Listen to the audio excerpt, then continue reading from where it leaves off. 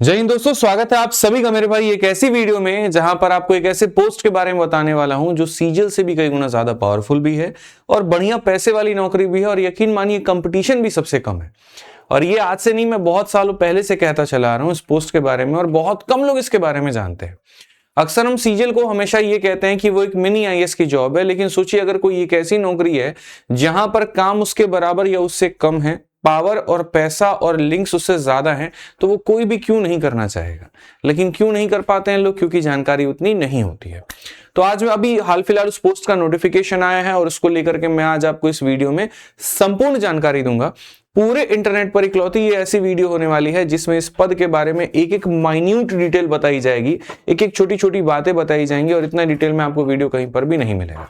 और आप लोगों के लिए अच्छी बात यहां पर यह है कि अभी इसकी वैकेंसी भी आई हुई है, तो आप इसका फॉर्म भी अभी भर सकते हैं और फॉर्म की फीस भी बहुत कम है, ठीक है। और आप इसकी तैयारी जो आप कर रहे हैं उसी तैयारी के आधार पर इसमें आप सिलेक्शन भी ले सकते हैं।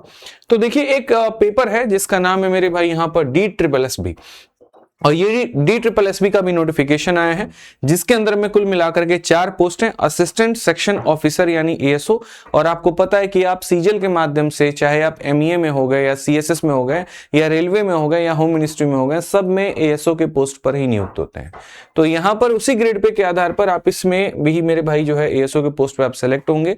तो एक आपका ASO का पोस्ट हो जाता है, दूसरा आपका जूनियर इंजीनियर यानी सिविल का हो जाता है, तीसरा आपका असिस्टेंट इंजीनियर, ये भी सिविल में आ जाता है, और चौथा आपका मेरे भाई लीगल असिस्टेंट, ये आपका लीगल वाला पार्ट हो जाता है।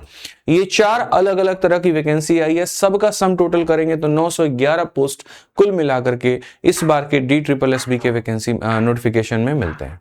एक एक करके सारी बातों को हम बताएंगे कि इसमें भी हमारा कौन से पोस्ट में और जो सबसे बढ़िया, सबसे रुतबा, सबसे ज्यादा डिमांडिंग वाला जो है वो कौन है और उसमें यहां पर कितनी वैकेंसी आई है। तो सबसे पहला जो पद है वो है आपका ASO का। इसका पोस्ट कोड ये रहा, इसके डिपार्टमेंट्स ये रहे और इसमें कुल मिलाकर के 589 वैकेंसी है जो सबसे ज्यादा डिमांड में होती है। दूसरा हमारा जूनियर इंजीनियर सिविल में, इसमें 281 वैकेंसी है। तीसरा हमारा असिस्टेंट इंजीनियर सिविल में 33 वैकेंसी है और यहाँ लीगल असिस्टेंट में यहाँ पर 8 जो है इतनी वैकेंसी है। लीगल असिस्टेंट वाले में वैकेंसी कम होती है क्योंकि इसमें बहुत ज्यादा गवर्नमेंट को लोगों को नहीं होती है, ठीक है। और इसमें डिग्री भी लॉ की चाहिए होती है और प्रैक्टिस भी चाहिए होता है इसमें। तो सबसे पहले बात करते हैं फॉर्म के डेट को लेकर के।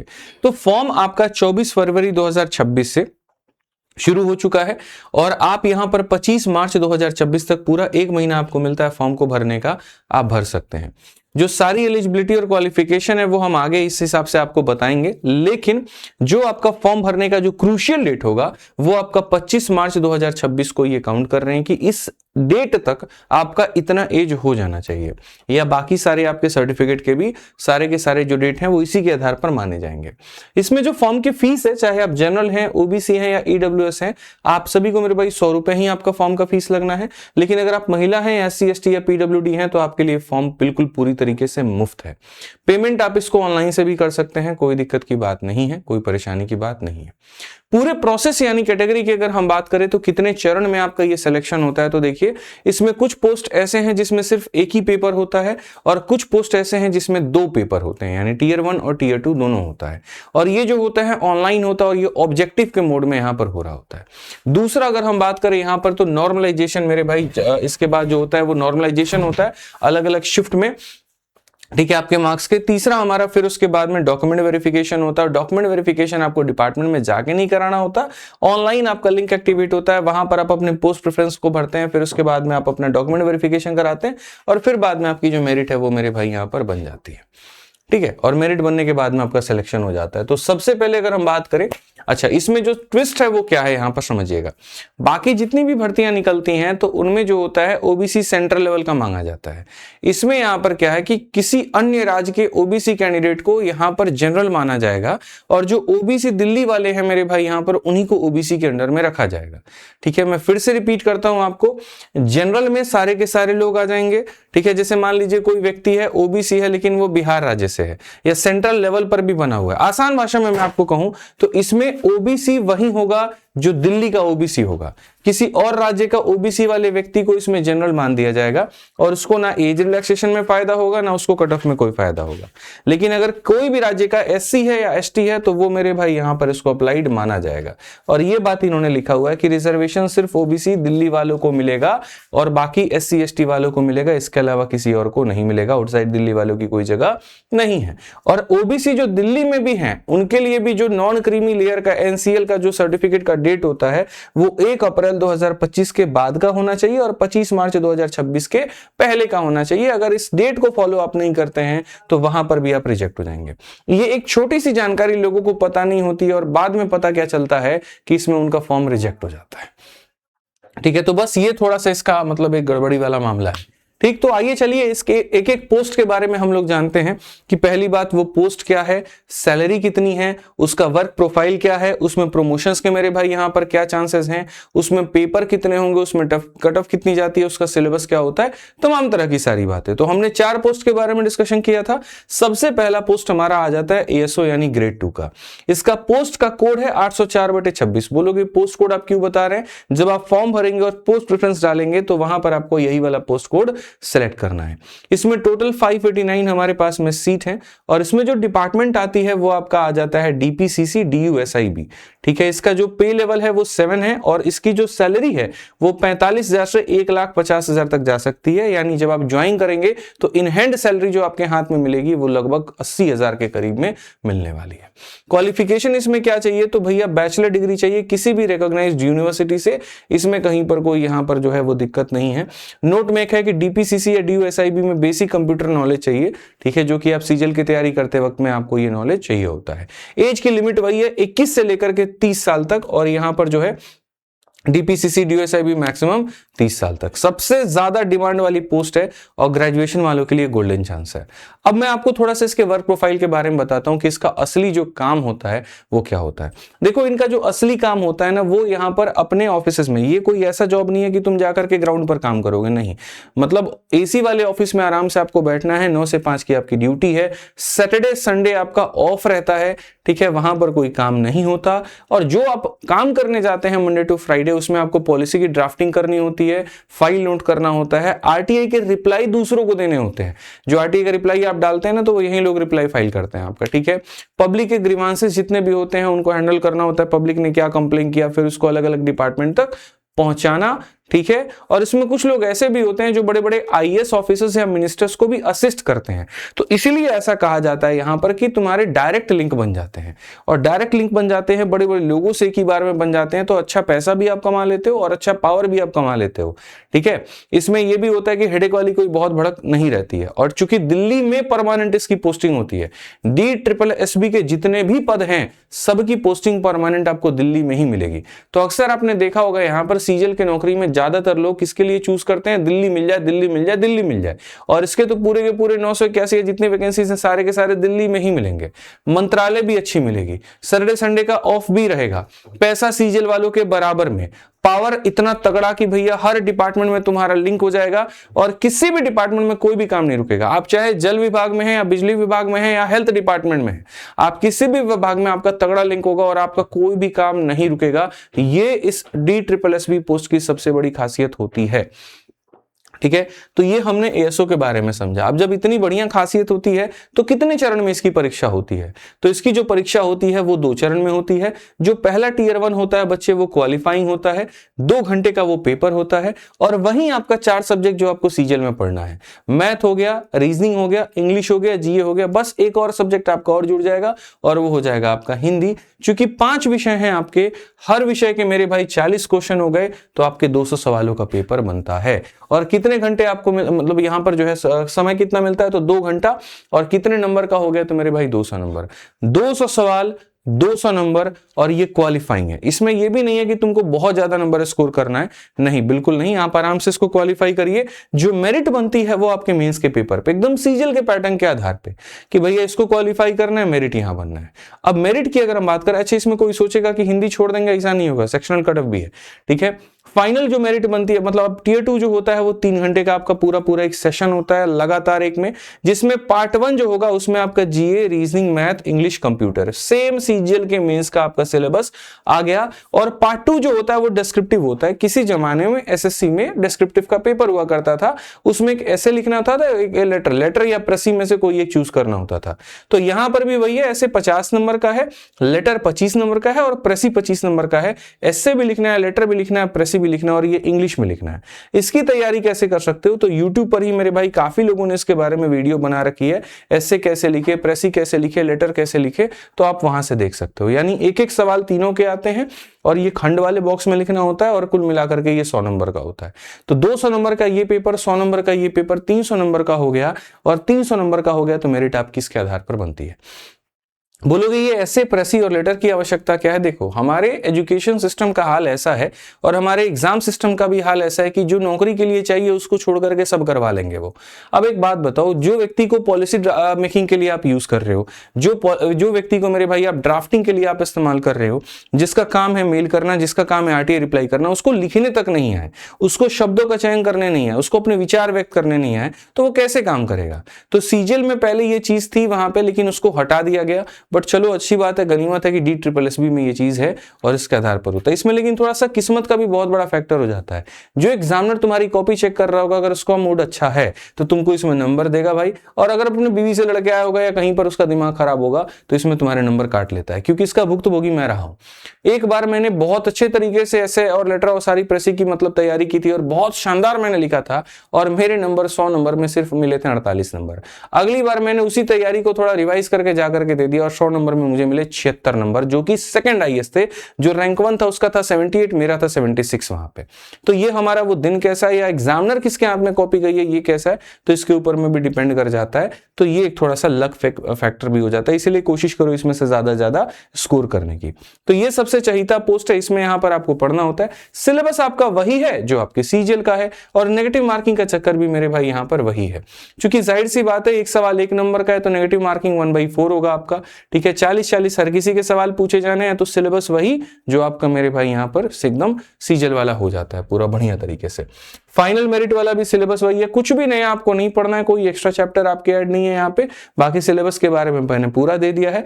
जो पार्ट 2 है इसका डिस्क्रिप्टिव यहाँ पर, उसमें भी किस पे क्वेश्चन पूछा जाता है वो भी यहाँ पर है। बाकी डिटेल में अगर आप गूगल पे सर्च करोगे तो आपको वो चीजें मिल जाएंगी। तो इसमें जो आपकी तैयारी करनी है मेरे भाई यहाँ पर मैथ्स की और जीएस की, वो तैयारी आपको कैसे करनी है भाई। देखो मैथ्स बहुत कोर भाग है, अच्छे क्वेश्चंस इसके पूछे जाते हैं। तो संपूर्ण गणित मैंने आपको पढ़ा दिया है, क्योंकि आपके पेपर जल्दी होने की संभावना होगी, समय आपके पास में कम रहेगा, तो लाइव बैच से आप इसकी तैयारी मत करिएगा, उसमें आपका बहुत ज्यादा वक्त लग जाएगा। इसकी तैयारी अगर आप करेंगे तो आप आराम से रिकॉर्डेड बैच से हमारे करिएगा। मैथ स्पेशल का हमारा एक रिकॉर्डेड बैच आता है जिसमें DSSB के भी क्वेश्चंस हैं और बाकी परीक्षाओं के भी सवाल है, और बढ़िया तरीके से स्मूथ फॉर्मेट में मैंने सारी चीजें गणित पूरा पढ़ा रखा है। तो संपूर्ण गणित आपको मिल जाएगा हमारे एप्लीकेशन आरजी विक्रमजीत एप्लीकेशन पे। इस एप्लीकेशन पे जाओगे तो ये तुम्हारा बैच है मेरे भाई। 999 इसकी फीस थी, क्रॉस करके मैं आपको 699 में अभी अवेलेबल करा रहा हूं, और लाइफ टाइम वैलिडिटी के साथ में कि इसका वैलिडिटी कभी एक्सपायर नहीं होगा। पेपर आपका 2 महीने बाद हो या 1 साल बाद हो, या फिर आने वाले समय में और भी आपके पेपर आप सीजीएल का फॉर्म भरते हैं या कोई भी परीक्षा का भरते हैं, इस इकलौते बैच से आप किसी भी एग्जाम की तैयारी कर सकते हैं और आप उसमें पूरे अंक गणित में लेकर के आ सकते हैं। साथ में इसके अंदर हमने टेस्ट भी दे दिया और आपको डाउट ग्रुप भी दे दिया है कि आपको टेस्ट भी लगाना है तो फ्री में मिल जाएगा यहीं पर भी, और आपको बच्चों से डाउट पूछने हैं तो वो भी यहां पर जो है आपको डाउट मिल जाएगा। ये भी आप ध्यान रखिएगा। इसके अलावा जो आपका जीएस है वो थोड़ा सा वास्ट है और जीएस में हर किसी के स्कोर नहीं बनते हैं, तो आपको अपने जीएस में स्कोर कैसे बेहतर करना है, तो वो आपको मेरे भाई यहाँ पर अपनी सामान्य ज्ञान वाली अपनी इस किताब से बढ़िया तरीके से जीएस की तैयारी करनी है। अभी हाल फिलहाल ये लॉन्च हुई है और पूरे फ्लिपकार्ट पर जीएस कैटेगरी में इकलौती ऐसी ये किताब है जो ट्रिक्स और इन्फोग्राफिक्स के साथ में है और जिसकी रेटिंग मेरे भाई 5 है।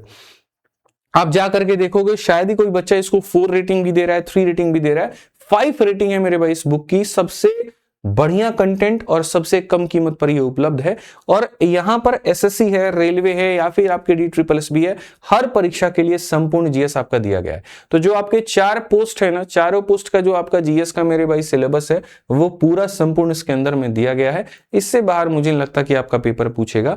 ठीक है, तो आप इससे संपूर्ण अपनी तैयारी कर सकते हैं, मंगा सकते हैं, इसको फ्लिपकार्ट से पढ़ सकते हैं। ठीक है। अब आ जाते हैं हम बाकी अपने दो पदों के और के ऊपर में, जो कि एक जेई है और एक एई है, और ये दोनों का दोनों किस में है, तो सिविल में है। नाम सिविल से ही आपको समझ में आ जाना चाहिए कि इंजीनियरिंग वाले पद है। इसमें इसका जो मेरे भाई पोस्ट कोड है वो 803/26 है, कुल मिलाकर के 281 है। दिल्ली जल बोर्ड में मेरे भाई 180 है, और एनडीएमसी यहां पर जो है उसमें 101 है। एनडीएमसी बड़ा खतरनाक मेरे भाई विभाग है, खतरनाक मतलब खूंखार नहीं, जबरदस्त पावर वाला, पैसे वाला, लिंक वाला, ठीक है। लुटियंस दिल्ली जो एक ऐसा भाग है जो सबसे ज्यादा सेंसिटिव कह लीजिए, सबसे ज्यादा पॉश कह लीजिए, जहां राष्ट्रपति रहते हैं, आपके प्राइम मिनिस्टर रहते हैं, ठीक है, जहां आपका संसद है, जहां राष्ट्रपति भवन है, उस क्षेत्र में कहां पर पानी कैसे जाना है, ठीक है, कहां पर नाला लगना है, कहां पर नाला खोदना है, कहां पर रोड बनने, मतलब ये पूरा पूरा जो आता है ना प्लानिंग का सारा वो एनडीएमसी के अंडर में ही आ रहा होता है। और भारत की राजधानी आपके अपने दिल्ली का सबसे प्रमुख भाग वो आपके अपने अंडर में होता है, और काफी लोगों की एक टीम होती है जो मिलकर के काम कर रही होती है, और ये आपका सौभाग्य होता है कि आप उस टीम के साथ में होते हैं। क्वालिफिकेशन इसमें क्या चाहिए, तो आपको डिग्री चाहिए सिविल में या डिप्लोमा चाहिए, प्लस 2 साल का एक्सपीरियंस चाहिए। और अगर हम बात करिए, दिल्ली जल बोर्ड वालों ने कहा है कि भैया हमको जो है सिविल इंजीनियरिंग में डिग्री चाहिए, या फिर डिप्लोमा के साथ साथ 2 साल का एक्सपीरियंस चाहिए। और एनडीएमसी वालों का है कि 3 साल का diploma in civil, freshers allowed है यहाँ पर, ठीक है। इसके अलावा अगर हम बात करें यहाँ, तो एज जो है मैक्सिमम 30 साल, और एनडीएमसी में 18 से लेकर के 32 साल तक। ये आपका हो गया पूरा तरीके से जूनियर इंजीनियर का, और ये हो गया असिस्टेंट इंजीनियर का। असिस्टेंट इंजीनियर में 33 वैकेंसी है, जिसमें दिल्ली जल बोर्ड में 32 है, और डीएमबी में हमारा 1 है। क्वालिफिकेशन जो होगा वो डिग्री इन सिविल इंजीनियरिंग चाहिए होगा, यानी बीटेक चाहिए होगा, और ये आपका पूरा पूरा पद है। इसमें एग्जाम का पैटर्न का क्या होता है, क्या इसमें 2 चरण होते हैं, 1 चरण होता है? तो मैं आपको बताऊं, सिर्फ आपका 1 चरण होता है, 1 टियर यानी टेक्निकल, ठीक है। और समय कितना मिलता है, 2 घंटे। कितने नंबर का पेपर होता है, 200 नंबर का पेपर होता है। इसमें आपका सेक्शन ए हो गया, जिसमें फिर से वहीं 5 सब्जेक्ट हो गए आपके। हर एक सवाल मतलब यहां पर इसमें 20 क्वेश्चन आता है, तो 20 × 5 यानी 100 सवाल, और 100 सवाल बच्चे कितने नंबर का, 100 नंबर का, ठीक है। इसमें अगर बात करें तो सेक्शन बी एक होता है सिविल इंजीनियरिंग का, जो कि इंजीनियरिंग वाले बच्चों के लिए है। इसमें आपके कुल मिलाकर के 100 सवाल होते हैं, हर एक सवाल 1 नंबर का होता है, यानी 200 सवाल 200 नंबर यहाँ पे। Final merit section A plus section B दोनों के मार्क्स मिलाकर के बनेगी, लेकिन सेक्शन बी में मिनिमम क्वालिफाइंग मार्क्स लाना जरूरी है। इसमें एक मतलब मिनिमम मार्क्स है जिसको क्वालिफाई करने के लिए आपको आवश्यकता है, बाकी फाइनल मेरिट जो रहेगा वो दोनों पे रहेगा। एएसओ वाले में क्या था कि टियर 1 सिर्फ क्वालिफाइंग होता था, इसमें चूंकि परीक्षा ही एक होती है तो मेरिट सिर्फ और सिर्फ उसी के आधार पर आपका बनेगा, ठीक है। जूनियर इंजीनियरिंग में आपका जो हो गया मेरे भाई, आप देखो यहाँ पे। अब इसका थोड़ा सा मैं आपको बैकग्राउंड बताता हूँ, वर्क प्रोफाइल बताता हूँ कि इसका वर्क प्रोफाइल क्या है। ये जो आपने 2 पद सुने जेई और एई का मेरे भाई, यहाँ पर ये बहुत तरीके से मैं आपको इसका बताता हूँ, बड़ा मतलब जबरदस्त है। इनकी जो ड्यूटी है मेरे भाई, फील्ड में और ऑफिस में दोनों में मिक्स रहता है। एनडीएमसी में भी काम रहेगा, दिल्ली जल बोर्ड में भी काम रहेगा, डीएमबी में भी काम रहेगा। और कोर जो टास्क होगा ना, वो दिल्ली के इंफ्रास्ट्रक्चर के जो प्रोजेक्ट्स हो गए, वाटर सप्लाई सिस्टम हो गया, रोड की जो मेंटेनेंस हो गई, उनको बढ़िया तरीके से सुपरवाइज करना रहेगा। कॉन्ट्रैक्टर और फील्ड वर्कर की पूरी टीम आपको लीड करनी होगी। इसमें जो प्रमोशन के हायरार्की होते हैं मेरे भाई, यहां सबसे पहले आप लगते हैं जूनियर इंजीनियर, फिर आप लगते हैं असिस्टेंट इंजीनियर, फिर आप लगते हैं एग्जीक्यूटिव इंजीनियर यानी डबल ई आप लगते हैं, फिर सुपरिटेंडेंट इंजीनियर यानी एसई लगते हैं, और फिर चीफ इंजीनियर यानी सी लगते हैं। तो जो प्रमोशन है वो बढ़ता चला जाता है। इसीलिए मैं कह रहा हूं यहां पर कि इसमें पैसा भी है, पावर भी है, प्रमोशन भी है, और हेक्टिक भी नहीं है। परमानेंट पोस्टिंग दिल्ली में है, तो लोग इसको सबसे ज्यादा चूज करते हैं। अब अगर हम बात करें सिलेबस को लेकर के, तो जो आपका सिलेबस मेरे भाई कहीं ना कहीं सीजीएल का है, वही सिलेबस आपका इसके अंदर में भी दिया गया है, ठीक है। सेक्शन बी जो डिप्लोमा लेवल का है, उसका सिलेबस थोड़ा अलग है, जो कि मैंने यहां मेंशन कर दिया है, तो आप उसको कहीं ना कहीं बच्चों देख लीजिएगा, ठीक है। ऐसे ही आपका असिस्टेंट इंजीनियरिंग का आपका ये हो गया मेरे भाई पूरा पूरा पेपर। असिस्टेंट इंजीनियर सिविल में 3 घंटे का आपका पेपर होता है, 300 नंबर का होता है। Section A non technical, section B technical. वही आपके मेरे भाई 20-20 सवाल ये पूरा पूरा बना दिया, और मार्क्स आपके दोनों पर बने। ये पूरा पूरा उसका सिलेबस हो गया तरीके से, जो सारी बातें यहाँ पर मेंशन्ड है। जो अंतिम पोस्ट आ जाता है वो आ जाता है आपका लीगल असिस्टेंट का। और लीगल असिस्टेंट की कहानी कहें तो भैया इसमें बहुत कम पोस्ट हैं, इसमें सिर्फ मिलाकर के 8 सीटें हैं। Department DPCC, DUSIB, law department DTC आपका यहां पर मिलेगा। क्वालिफिकेशन इसमें ऐसा नहीं कि ग्रेजुएट कहीं से चल जाएगा, नहीं, लॉ की आपको डिग्री होनी चाहिए, और साथ में एक्सपीरियंस भी आपसे मांगता है। वेरीज बाई डिपार्टमेंट, जनरली 1 से 3 साल का experience as a legal practitioner या फिर गवर्नमेंट डिपार्टमेंट में। पे स्केल आपका ये रहेगा, एज लिमिट आपकी मेरे भाई यहां पर ये रहेगी। आगे बढ़ने के पहले थोड़ा इस पोस्ट के बारे में मैं आपको मेरे भाई बता दूं, तो आपको क्या होता है कि जैसे अपने डिपार्टमेंट, चाहे वो आपका डीपीसीसी हो, डीयूएसआईबी हो, डीटीसी हो, इनको मेरे भाई कोर्ट केस में रिप्रेजेंट करना होता है, डिफेंड करना होता है। जैसे मान लीजिए सरकार पर किसी ने कोई आरोप लगा दिया, तो आप जाकर के अपनी तरफ से सरकार को डिफेंड करेंगे कि नहीं, सरकार इस चीज पे सही है भैया, सरकार कहीं पर गलती नहीं कर सकती। कभी खुद डिफेंड करेंगे, कभी बड़े लॉर्ड्स को आप जाकर के वहां पर असिस्टेंट करेंगे। साथ में सरकार की तरफ से जो लीगल ड्राफ्टिंग होती है वो आपको दी जाएगी और आप वो पेपर को लीगली जो है बनाओगे, पॉलिसीज बनाओगे, उसको ड्राफ्ट करोगे और कोर्ट तक आप ये सारी चीजें पहुंचाओगे। गवर्नमेंट काउंसिल्स और सीनियर एडवोकेट के साथ डायरेक्टली कोऑर्डिनेट करके आप सरकार के पूरे काम को करोगे। इसमें अगर प्रमोशन की हायरार्की की बात करें तो सबसे पहले आप लगते हैं लीगल असिस्टेंट, फिर सीनियर लीगल असिस्टेंट, फिर लॉ ऑफिसर या फिर असिस्टेंट लीगल ऑफिसर लगते हो और बाद में जाकर के डेप्यूटी लीगल एडवाइजर भी आप वहां पर बन जाते हो। ठीक है, इसमें हमारे 2 पेपर होते हैं। टीयर 1 होता है जो कि क्वालिफाइंग है 2 घंटे का, वहीं आपके 5 विषय, और सेक्शन बी में आपका लॉ सब्जेक्ट स्पेसिफिक है। इसके 20-20 सवाल 5 विषय के, तो 100 सवाल 100 नंबर के, और दूसरा वाला मेरे भाई यहाँ पर 100 सवाल आपके 100 नंबर के हो जाते हैं। ठीक है, इसका जो दूसरा भाग होता है टीयर 2 मेरे भाई, जो फाइनल मेरिट होता है, इसमें आपका अगर देखोगे तो इंटायर सिलेबस ऑफ लॉ आ जाएगा और फिर एप्लीकेशन प्रॉब्लम सॉल्विंग, ये लॉ से संबंधित ही हो रहा होता है। ठीक है, ये कुल मिलाकर के 100 नंबर का, ये 200 नंबर का, 300 नंबर का पेपर आपका ये हो रहा होता है। तो टीयर 1 का कुल इस हिसाब से सिलेबस है, और टीयर 2 जो कि काफी डेप्थ में पूछा जाता है लॉ की जानकारी, पता चले सरकार की तरफ से तुम कोई भी गड़बड़ फाइलिंग कर दिए तो तुम नहीं नपोगे, सरकार नपेगी वहां, तो ये बहुत दिक्कत हो जाता है। इसीलिए लिखा हुआ है part 2 focuses heavily on practical case laws and application based question, और 2 मार्क्स का मेरे भाई यहाँ पर ये रहता है। महत्वपूर्ण बात यह है यहाँ पर कि 1 नंबर के सारे क्वेश्चंस हैं और यहाँ पर इस तरीके से आपका कटिंग है, और जो मिनिमम क्वालिफाइंग है वो है यूआर और ईडब्ल्यूएस का 40%, ओबीसी वालों का 35%, एससी एसटी पीडब्ल्यू का 30%, ईएसएम का मेरे भाई 5% का आपका रिलैक्सेशन जो है वो ये रहेगा। ठीक है, अब जैसे मान लीजिए कि ये सारे हमने पोस्ट के आपको बता दिए कि इनका वर्क प्रोफाइल क्या है, पैसा कितना मिलता है, पोस्टिंग कहाँ पे रहती है, काम क्या करना होता है। ठीक है, फिर उसके बाद यहाँ पर कि पेपर कैसे होता है। ठीक है, पेपर के बारे में मैंने बहुत डेप्थ में ज्यादा घुसने की कोशिश नहीं की, कारण है जब आप तैयारी करोगे ना धीरे धीरे तो आपको ऑटोमेटिक चीजें और गहराई में समझ में आ जाएगी।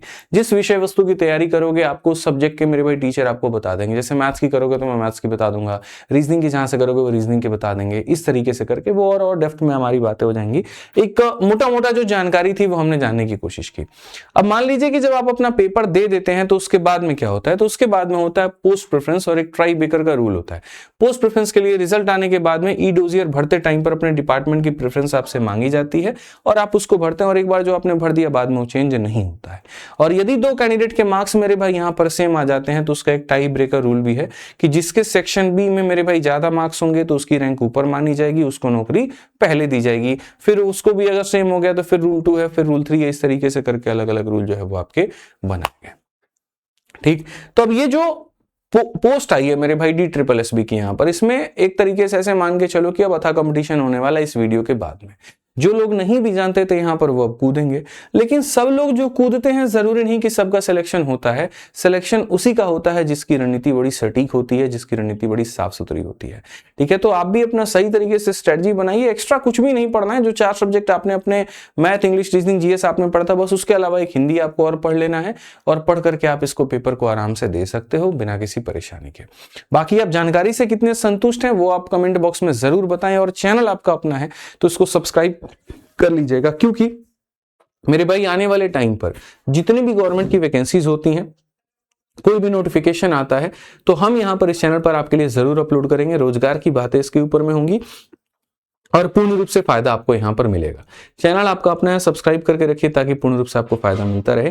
तैयारी अपनी शुरू कर लीजिए। गणित की तैयारी आप आराम से मैथ्स एक्यूरेट बैच से कर सकते हैं जिसका लिंक डिस्क्रिप्शन में है, और जीएस की तैयारी भी मेरे भाई आप अपनी जीएस की बुक से कर सकते हैं जिसका लिंक डिस्क्रिप्शन में है। वीडियो कैसी लगी कमेंट बॉक्स में जरूर बताइएगा। आज के लिए इतना ही, बहुत बहुत धन्यवाद। जय हिंद।